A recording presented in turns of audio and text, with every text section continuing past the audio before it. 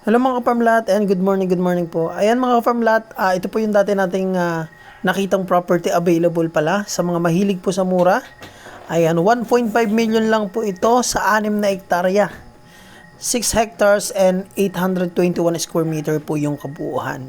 Ito po ay maganda siyang bakahan or kung ano man farming na pwede nyo gawin. Ito po ay may layo na 400 meters dun sa Barangay Road.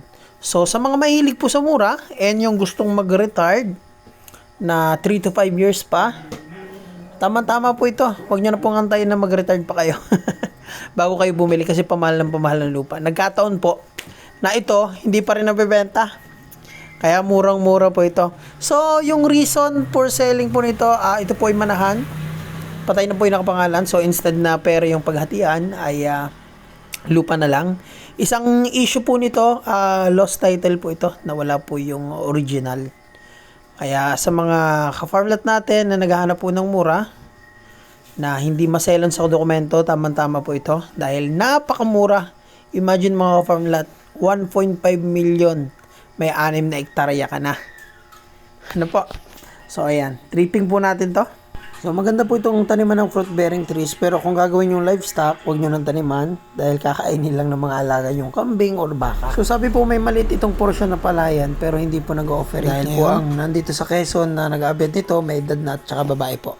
Ayan, sako pa po yung pailang nilang nyug na yan. Hanggang dyan po sa may mangga. May sapa po dyan. Paikot. Yan, padiretso po dun sa palayan.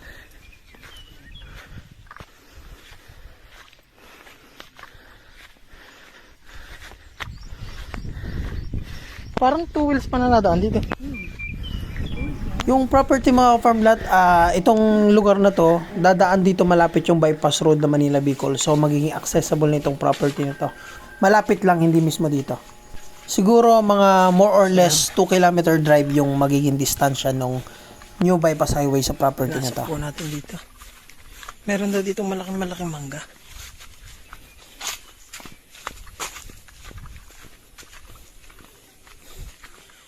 So ito pong sapa ay nasa loob mismo ng property. Yan. Parang may nadaang sasakyan dito.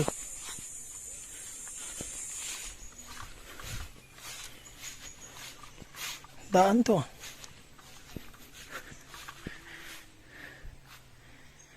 Ayan, may mga good lumber po, mga punong kahoy yan.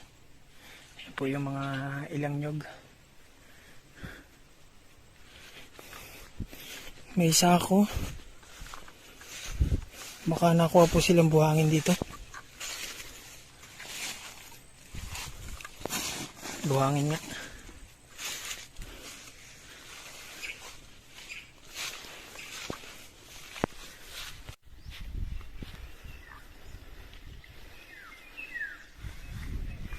Yan. Ingat. So, importante po sa property yung may source ng tubig. Ayan. May bukal po dito.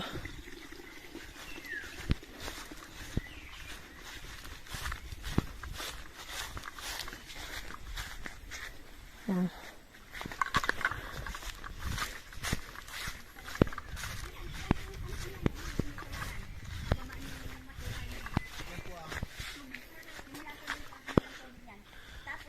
May nyug po. May ginawa siyang pispan doon para pagka hindi kailangan ng tubig sa tubigan na iisalay na. Nagkukuha nga lang ng mga meron ang mga tilapia na siya ay magpamanila. Ayan, may manggang malaki. Ay, yung isang pinakamalaki pa din. Sa pa rin. Ito, sako pa ito. Oo, kung nakasamit na. Wala po itong treasure sa ilalim? Oh, yan po yung tubig. Ang forma po nito na ito. Papunta doon sa tubigan. Ay, yun po. So yan, may sako po siyang kawayanan. Hanggang doon po yan. Bakit ito may tubigan sa kabilang yun ha? Tapos po yun, may parang pispan. Makikita yung sa video ng drone. Kita ano Jeff? Na-videoan dun? May video ka nung drone? Ah. Ako rin, kaya din po na Kukunik ko na lang. Ayan. May pailan-ilang pong puno ng nyug. yung ni Madilay, ng taga Bilibista. Ayan. Sakap to.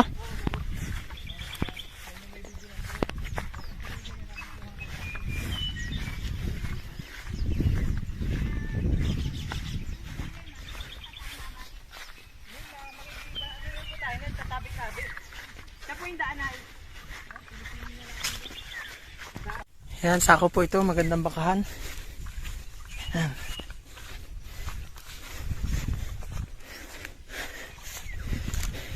Ilan nga sukat nito, kuya?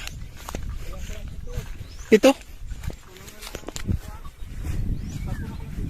Kulang 7. Yan.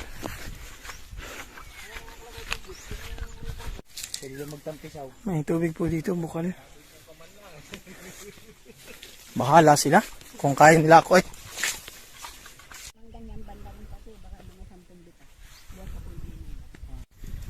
So yan po ang sakop.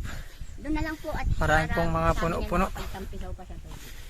Malakas po ang tubig doon. Agos lang ang tubig dyan ay sa May bukal po ito. Titingnan natin mamaya. buhay, sabi ng iba buhay. Ay kapitan ng sawa dyan. Ay ganyan lamang po. Walang problema sa pag-itan dyan na iigi ang buhay ng kakalapit ninyo dyan. Kung sakaling makuha nyo. Walang sasabihin namin. Parang katsa. Yan po ang seller. Original pa ho ito eh. Original nga po yan. Yung mga datihan pa. Pahawak daw po. Mga katsa pa. Yung tatay ko pang nagpagawa niyan eh.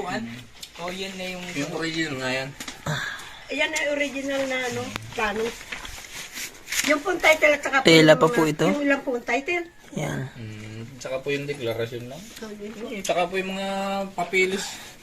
Barrio of ano to? Sigiwan? Opo.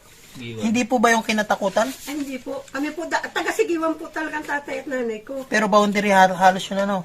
Boundary na po yun ng, Ito po yung lupa. Ilang hektarya po yung lahat? nandiyan po baga nakalagay. 6. 6.8, ano ba yun? Kung kulang 7 nga. Opo. Ano lang siya? 6 na hektarya lang. 6,821 square meter lang eh. Hektar po yun, di ba? Hindi po. 60,821. Opo. So, ibig sabihin, 821 lang yung square meter na putal. Bale, 6 na hektarya lang. Ay, Ano po itong road na to? ayan po, may gagawin yata pong kalsada yan. May road sa pagitan na yun. Oo. Yan na. Ano ho yan? Kalsada po yan, yung dadaanin niya, tanong kalsada diretso sa ano? Yung bypass road. Oo. Yung diversion road na po nanay. Lumang title to, bakit may road na? Ay, Ibig sabihin, Kita naman po baga yun. ibig sabihin, may proposed road talaga doon. Oo. Ayan po. Ito na yung dinadaanan ng karaton doon, ano? Oo, yan. Yan siguro. Yung paikot-ikot na yung kaya ang daming daan. At ito po, sir. Then, saan ang likaw ng bypass dyan, ano? Kaya pala butas-butas na yun. Yan po ay, Saan daw po dyan ang likaw ng bypass? meron na po yung pisaan dyan eh. Hindi ko palang po alam kung saan, ano na dyan. Hindi po kasi ako nakakaaw na eh. Sige po. Ito nga po yung mga, nandito pa yung mga resibo ko nung Paikot siya ng ko kalsada. pa ng tax. Akong tagabayad yan eh. Yung mga papinali po binigay ang aking mga kapatid. Real Property Tax 2020. Yan. Pati po mga death certificate ng nanay tatay ko, kailangan daw po. So, ang nakapangalan po dito yung nanay tatay nyo po? Opo. Wala na Mana po. po namin yung magkakapatid. Mana na to. So, mga ka-farm lot, mana na to. And, yung title po nito pala ay nawawala po. Siguro, hindi ko po alam dahil yung pong bahay namin ay nalubog. Eh, nasa Maynila po ako noon. Nung nalubog po siguro Nandun pa po yung bahay nung namin eh. Wala po bagang ng natirang bagyo noon. Yan. Kaya po ang ginawa ko. Pero ito po, nakakuha na sila ng CTC sa Lucena po. So, certified true copy po. Dahil ang matagal na hawak yan, po nila. na yan eh. Yan. So, Kaya po nakakuha ako doon. Alam nyo, 3 araw ko yung binalik-balikan, tumahanap lang. Pumunta ako sa encumbrances, Bureau of wala naman. So, wala po siyang pagkakautang, malinis po ang title. Land. Oo, wala yung utang. Ako nagbabayad niyan eh. Ayan nga yung mga resibo rito. So yun mga ka-farmland, so yung i-play ko pong video to ay ito po yung video ni Congressman Helen Tan regarding po sa project na yung sinasabing bypass road na from Ginyangan to Tagkawayan, Quezon.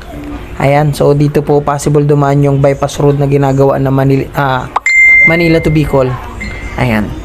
So yan Mga po. biyahero, eto pong papuntang Ginyangan actually from the Maharlika Highway, kakanan ka, Cecilia, meron pong Sumulong Road. Ito po ay provincial road. Although ito po ay may panukala ako sa Kongreso na ma-convert into secondary national highway, no?